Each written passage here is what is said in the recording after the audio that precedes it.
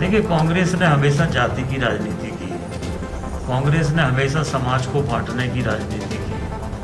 कांग्रेस ने कभी विकास के आधार पर राजनीति नहीं की। अब देश विकास चाहता है और इसलिए अब देश में विकास की राजनीति चलेगी।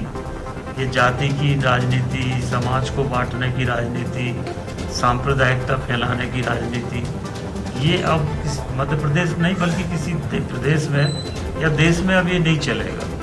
अब भारत देश में जो हमारे नई जनरेशन है विशेष रूप से, वो ये चाहती है कि विकास के आधार पर सरकार अपना जो भी है वो लेके आए, सरकार के विकास के आधार पर वोट मांगे। और इसलिए मोदी जी रिपीट हुए। मोदी जी जो रिपीट हुए वो सिर्फ विकास के आधार पर ही मोदी जी मजबूत नेता के रूप में, निर्णय लेने की क्षमता के रूप में और विकास के रूप में लोगों ने मोदी जी को देश में दोबारा प्रधानमंत्री बनाने का मौका दिया। तो कांग्रेस जो है, कांग्रेस के पास विकास के नाम पर बोलने के लिए कुछ है नहीं, क्योंकि 60 साल वो सत्ता में रहे हैं। और आज अगर भारत की ये स्थिति है तो इसके लिए पूरी तरह से कांग्रेस पार्टी जिम्मेदार है। कभी विकास को उन्होंने राजनीति का आधार नहीं माना।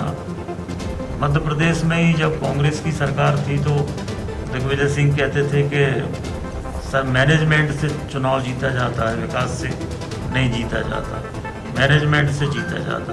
इसलिए कांग्रेस की मानसिकता, मैनेजमेंट की मानसिकता, समाज को बांटने की मानसिकता, सांप्रदायिकता के आधार पर वोट मांगने की मानसिकता, समाजों को लड़ाने की राजनीति, ये सब कांग्रेस करती है। विकास की कोई बात कांग्रेस नहीं करती।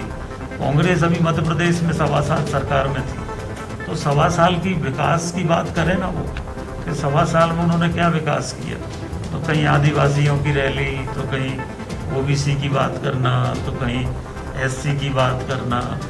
तो ये कुल मिला के लोगों को गुमराह करके कैसे भी वोट मिल जाए, ये कांग्रेस की कोशिश रहती है, जो अब नहीं चलेगी। किसी भी पार्टी की, कांग्रेस हो या कोई भी पार्टी हो, अब जो विकास के आधार पर जनता के बीच में जाएगा उसको ही जनता का जन समर्थन मिलेगा।